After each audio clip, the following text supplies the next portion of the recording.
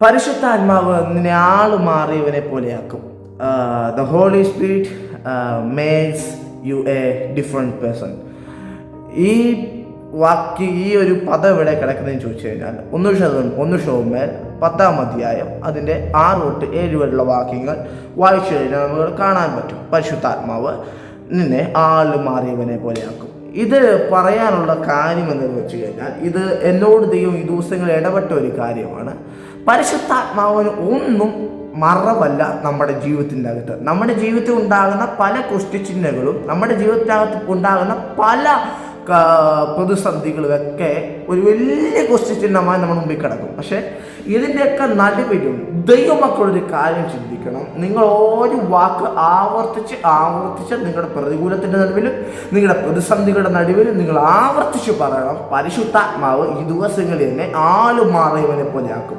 കാര്യം, നീ ജീവിച്ചു വന്ന പശ്ചാത്തലങ്ങളെ നമ്മൾ നോക്കിയിട്ട് കാര്യമില്ല. നമ്മൾ ഇതുവരെ എങ്ങനെ ജീവിച്ചു എന്ന് നോക്കിയിട്ട് കാര്യമില്ല.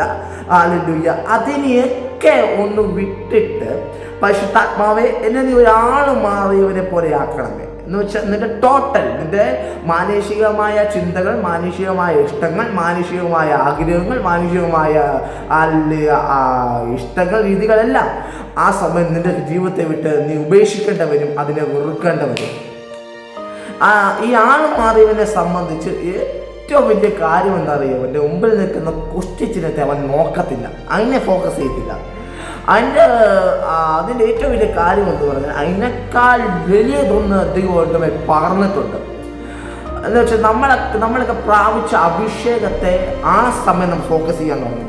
എന്ന് പറഞ്ഞ് നമ്മൾ ഇതുവരെ ജീവിച്ചത് അഭിഷേകത്തെ ഫോക്കസ് ചെയ്യാതെ ആണോ എന്ന് ചോദിച്ചു കഴിഞ്ഞാൽ ഞാൻ പറയും അത് നിങ്ങളുടെ ഇഷ്ടപ്രകാരമാണ്, നിങ്ങളുടെ ചിന്തയാണ്. ഇപ്പം സാൽവേഷൻ അത് വ്യക്തിപരമാണെന്ന് പറഞ്ഞതുപോലെ നിങ്ങളെങ്ങനെ ജീവിക്കുന്നു, നിങ്ങളെങ്ങനെ നടക്കുന്നു, നിങ്ങളെങ്ങനെ ഇരിക്കുന്നു കിടക്കുന്നു എന്നും എനിക്കറിയത്തില്ല. പക്ഷെ എൻ്റെ രീതിയിൽ നിന്ന് പറയാം, ഞാൻ എൻ്റെ പ്രതിസന്ധികളെയല്ല എൻ്റെ ജീവിതയാത്രയിൽ ഫോക്കസ് ചെയ്യുന്നത്. എൻ്റെ ജീവിതയാത്രയിൽ ഞാൻ ഏറ്റവും കൂടുതൽ ഫോക്കസ് ചെയ്യുന്നത് എൻ്റെ അകത്ത് കിടക്കുന്ന അഭിഷേകത്തെ എങ്ങനെ ഇതിൽ കൂടുതൽ വർദ്ധിപ്പിക്കാം, എങ്ങനെ അത് മറ്റുള്ളവരിലേക്ക് പകർന്നു കൊടുക്കാം, എങ്ങനെ അത് മറ്റുള്ളവരെ അതിലേക്ക് അട്രാക്ഷൻ ചെയ്യാമെന്നാണ് ഞാൻ എൻ്റെ ജീവിതയാത്രയിൽ, എൻ്റെ ഇതുവരെയുള്ള ജീവിതയാത്രയിൽ ഏറ്റവും കൂടുതൽ ഫോക്കസ് ചെയ്യുന്ന ഒരു കാര്യം. ഞാൻ എൻ്റെ ചർച്ചയിട്ട് പ്രസംഗിച്ചപ്പോൾ ഇത് പറഞ്ഞപ്പോൾ ഒരു കാര്യം എന്നോട് പറഞ്ഞു, നിങ്ങളുടെ മുമ്പിൽ നിൽക്കുന്ന ക്വസ്റ്റ്യൻസിനത്തെ നിങ്ങൾ ശ്രദ്ധ വെക്കേണ്ട കാര്യമില്ല. എന്തിനാണ് നമ്മുടെ മുമ്പിൽ നിൽക്കുന്ന ക്വസ്റ്റ്യനത്തെ നമ്മൾ ഫോക്കസ് ചെയ്യേണ്ടത്? ക്വസ്റ്റ്യൻ ഉണ്ടെങ്കിൽ അതിന് ആൻസർ വെളിപ്പെടുത്തുന്ന ടൈമുണ്ട്. ആൻസർ വെളിപ്പെടാതെ എങ്ങോട്ടും അത് പോകത്തില്ല. ഈ ക്വസ്റ്റ്യൻ വെളിപ്പെട്ടാൽ അതിൻ്റെ ആൻസറും പുറകാലെ വെളിപ്പെടും. അപ്പം ഇതിന് ആൻസർ വെളിപ്പെടുമ്പോൾ നമുക്ക് ഓൾറെഡി നമുക്ക് അറിയാവുന്ന കാര്യമാണ് ഇതിൻ്റെ ആൻസർ നമുക്ക് വേണ്ടി ദൈവം വെളിപ്പെടുത്തുമെന്ന്. പക്ഷേ അതറിഞ്ഞിട്ടും പിന്നെയും അതിൻ്റെ പുറകെ പിൻവലിക്കുന്നത്, നമ്മൾ അതിൻ്റെ പുറകെ ഫോളോ ചെയ്യുക. എന്താണ് ഇതുണ്ടായത്, എന്താണ് അതങ്ങനെ പറഞ്ഞത്? ഇപ്പോൾ ഒരു മനുഷ്യൻ നമ്മളെക്കുറിച്ചൊരു വാക്ക് പറഞ്ഞു കഴിഞ്ഞാൽ അവൻ എന്താണ് അതിങ്ങനെ പറയാനുള്ള കാരണം, എന്തുകൊണ്ട് പറഞ്ഞു, അവന് നല്ലതായിട്ട് മനസ്സിലായോ എന്നൊക്കെയുള്ള ചില കാര്യങ്ങൾ നമ്മുടെ ജീവിതയാത്രയിൽ ഉണ്ടാകുമ്പോഴൊക്കെ നമ്മളത് പറയുമ്പോഴൊക്കെ നിങ്ങൾ ഒരു കാര്യം ഓർത്തോളം, നിങ്ങളുടെ അകത്ത് ദൈവം പകർന്ന അഭിഷേകത്തെ നിങ്ങൾ തന്നെ ചോർത്തിക്കളയുക. ആ സമയം നിങ്ങൾ തന്നെ മനസ്സിലാക്കുക, എൻ്റെ അഭിഷേകം ചോർന്നു പോകാൻ ഇതിടയാകരുത്. കാര്യം നിങ്ങളുടെ അഭിഷേകം ചോർന്നു പോയിരിക്കൽ അതിനെ തിരിച്ച് മടക്കിയെടുക്കാൻ കഷ്ടപ്പാട്. ഈ ലോകത്ത് എത്ര നീ കടന്ന് ശ്രമിച്ചാലും അതിനെ നേടിയെടുക്കാൻ കുറച്ച് കഷ്ടപ്പാടാണ്. ഞാൻ ഇത് പറയാനുള്ള ഏറ്റവും വലിയ കാര്യം എന്താണെന്ന് പറയുന്നത്, അഭിഷേകത്തിന് നിങ്ങളുടെ അഭിഷേകത്തിന് ചിലത് ചെയ്തെടുക്കാൻ പറ്റും. നിങ്ങളുടെ എല്ലാ മേഖലകളിലും നിങ്ങൾ കൂടെ അഭിഷേകത്തിന് ചിലത് ചെയ്തെടുക്കാൻ പറ്റും. ആ സമയം പരിശുദ്ധാത്മാവിനും നിങ്ങളുടെ അകത്ത് ചിലത് ചെയ്തെടുക്കാൻ പറ്റും. ദൈവത്തിനും ചിലത് നിങ്ങളുടെ മേൽ ചെയ്യാൻ പറ്റും.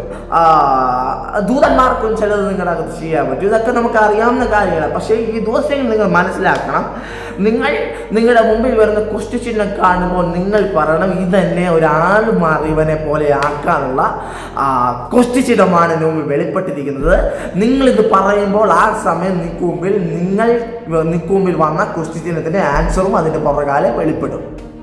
അപ്പം ഞാൻ ഇത് പറയുന്ന ഒരു കാര്യമെന്ന് പറയുന്നത്, ഇന്നത്തെ ആത്മീയ ഗോളത്തിൽ ഏറ്റവും കൂടുതൽ നമ്മൾ നോക്കിക്കഴിഞ്ഞു കഴിഞ്ഞാൽ നമുക്ക് കാണാൻ പറ്റും എന്തുകൊണ്ടാണ് ദൈവത്തെ അറിഞ്ഞിട്ട് പലവരും പിന്മാറ്റത്തിലേക്ക് പോകുന്നത് അറിയാമോ? അവർ ശരിക്കും ആൾ മാറിയവനെ പോലെ ആകുന്നില്ല.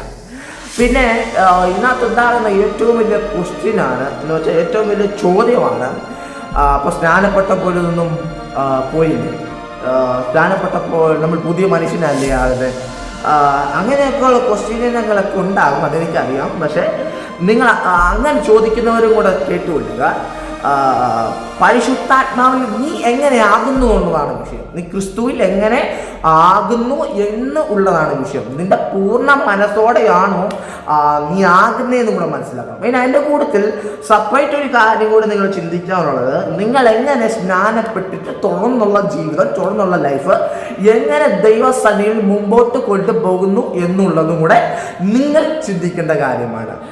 ഞാൻ ആദ്യം പറഞ്ഞില്ലേ, രക്ഷ ഒരുവനെ സംബന്ധിച്ച് അത് അവൻ്റെ വ്യക്തിപരമായ കാര്യമാണ്. അവൻ ദൈവത്തെ അറിയണം, ദൈവത്തോട് ചേർന്ന് നടക്കണം, ദൈവത്തിൻ്റെ കൂടെ പറ്റിച്ചേരണം എന്നൊക്കെ അവൻ ആലോചിക്കുന്നത് പോലെയാണ് നടക്കത്തുള്ളൂ. കാര്യം രക്ഷ കണ്ടെത്തിയിട്ട് ദൈവത്തെ അറിഞ്ഞിട്ട് ഇപ്പം എല്ലാവരും മിക്കവാറും ഉള്ള പോലെ ഞാനിപ്പോൾ പറയുന്നവരൊക്കെ ചിലവർ പിന്മാറ്റത്തിലോട്ട് പോയവരൊക്കെ എടുത്ത് ഞാൻ ചോദിക്കുമ്പോൾ അവർക്ക് പറയുന്ന കാര്യം, എത്ര നാളെന്ന് പറഞ്ഞ ഒരു ആൻസറിന് വേണ്ടി ഞാൻ കാത്തിരിക്കേണ്ടത്, ഞാനിപ്പം സ്നാനപ്പെട്ടത് എൻ്റെ ക്വസ്റ്റ്യനത്തിന് വേണ്ടിയുള്ള മറുപടിക്ക് ഞാൻ സ്നാനപ്പെട്ടത്, അങ്ങനെ പറയുന്നവരുമുണ്ട്. പക്ഷേ ഞാൻ പറയുന്നൊരു കാര്യമുണ്ട്, നിങ്ങൾ അങ്ങനെ ചിന്തിച്ച് സ്നാനപ്പെട്ടിട്ടൊന്നും ഒരു കാര്യമില്ല. കാര്യം സ്നാനം എന്ന് പറയുന്നത് യേശുവിനോട് കൂടെ ചേർന്ന് നടക്കാനും പരിശുദ്ധാത്മാവിനോട് കൂടെ ഒത്തുവസിക്കാനും അവൻ്റെ ശരീരത്തോട് ഏകീഭവിക്കാനാണ് നമ്മൾ സ്നാനപ്പെടുന്നത്. അപ്പം ഞാൻ സ്നാനത്തിലേക്ക് ഇന്ന് കിടക്കുന്നില്ല. പക്ഷേ ഇപ്പം ഈ ഒരു കാലഘട്ടത്തിൻ്റെ അകത്ത് തലമുറകളെ ബാക്കിലോട്ട് വലിച്ചുകൊണ്ട് പോകുന്നതെന്ന് അറിയുമോ?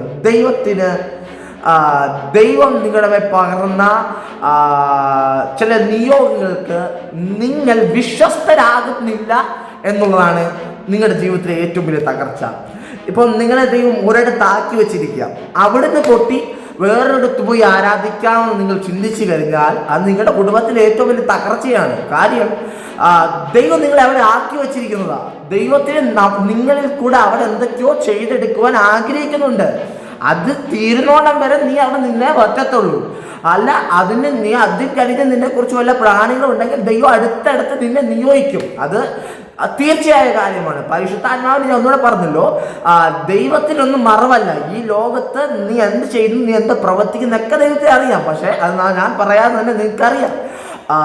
എങ്കിലും ഞാൻ ആദ്യം പറഞ്ഞ പദത്തിലേക്ക് കയറുന്നു. പരിശുദ്ധാത്മാവ് നിന്നെ ആള് മാറിയവനെ പോലെയാക്കും.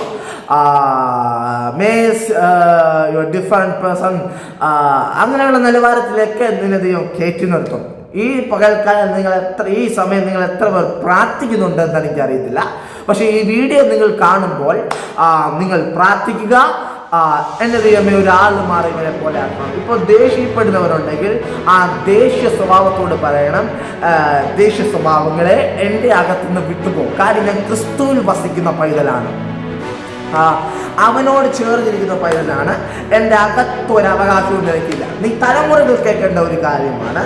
തലമുറകളെ നിങ്ങളുടെ ജീവിതത്തിനകത്തൊരു പ്രതിസന്ധി വരുമ്പോൾ, നിങ്ങളുടെ ജീവിതത്തിനകത്തൊരു പ്രതികൂലം വരുമ്പോൾ, നിങ്ങളുടെ ജീവിതത്തിനകത്തൊരു കഷ്ടത വരുമ്പോൾ അന്നേരം നിങ്ങൾ ചിന്തിക്കേണ്ടത് സൂസൈഡിനെ പറ്റിയല്ല, അന്നേരം നിങ്ങൾ ചിന്തിക്കേണ്ടത് ജീവൻ ഒടുക്കുന്നതിനെ പറ്റിയല്ല. അന്നേരം നിങ്ങൾ ചിന്തിക്കേണ്ടത് ഈ പ്രതികൂലമുണ്ടത്, ഈ പ്രതികൂലം എൻ്റെ ജീവിതയാത്രയിൽ വന്നത് എന്നെ നാളെ ദൈവം അടുത്ത ലെവലിലേക്ക് കയറ്റി നിർത്താനാണെന്ന് കൂടെ നിങ്ങൾ ഓർക്കുക.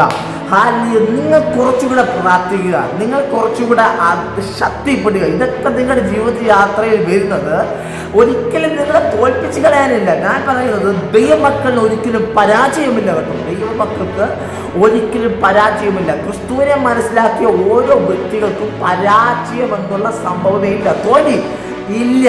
അവൻ്റെ ലിസ്റ്റിനകത്ത് തോൽവി എന്ന് പറഞ്ഞ സംഭവമില്ല.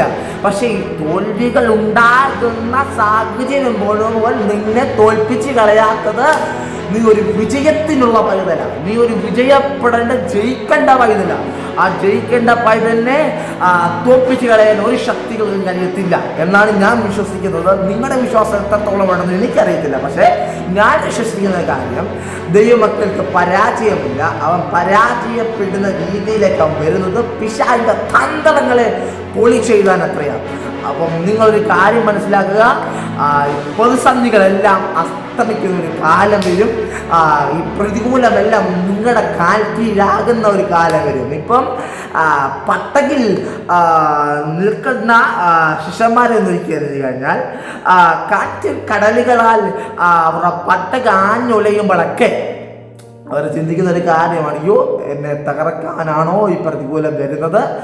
എന്നാൽ അവർ അറിയാത്തൊരു കാര്യമുണ്ട്, അതിലൊരുത്തൻ ഈ പട്ടകിൽ നിന്നിറങ്ങി ഈ പ്രതികൂലത്തിൻ്റെ മീതെ നടക്കുമെന്ന് അവർ അതിന് മുമ്പ് മനസ്സിലാക്കില്ല. പക്ഷേ ദൈവത്തിൻ്റെ തക്കതായ ടൈമിങ് വന്നപ്പോൾ ആ ടൈമിങ്ങിൽ ആ പ്രതികൂലത്തിൻ്റെ മീതെ അവനെ കാലുവെപ്പിച്ചെങ്കിൽ ഈ സമയത്ത് നിങ്ങളോട് ഞാൻ ആത്മനിറവോടെ ദൂത് വിളിച്ച് പറയാം, നിങ്ങളുടെ ടൈം ദ റൈറ്റ് ടൈം ആകുമ്പോഴത്തേക്ക് നിങ്ങളെ ആ പട്ടകി നിറക്കി നിങ്ങളുടെ പ്രതികൂലത്തിൻ്റെ മീതെ നടത്തിക്കുന്നു. നിങ്ങളെ പേടിപ്പിച്ചുകൊണ്ടിരുന്ന, നിങ്ങളെ ഭയപ്പെടുത്തിക്കൊണ്ടിരുന്ന ഏത് വിഷയമാകട്ടെ ആ വിഷയത്തിൻ്റെ മീതെ നിന്നെ നടത്തിക്കുന്നു ദൈവം. ഹല്ലേലൂയ. വിശ്വസിക്കുന്നുള്ളവർ ഈ വീഡിയോ കാണുമ്പോൾ തന്നെ നിങ്ങൾ ഹല്ലേലൂയ പറഞ്ഞു കൊടുക്കുക. അപ്പോൾ നിങ്ങളൊരു കാര്യം ചിന്തിക്കുക, നിങ്ങൾ ഈ വചനം എടുത്ത് വായിക്കുക. 1 ശമൂവേൽ 10-ാം അധ്യായം 6-7 വാക്യങ്ങൾ. God bless you in Jesus name. Amen.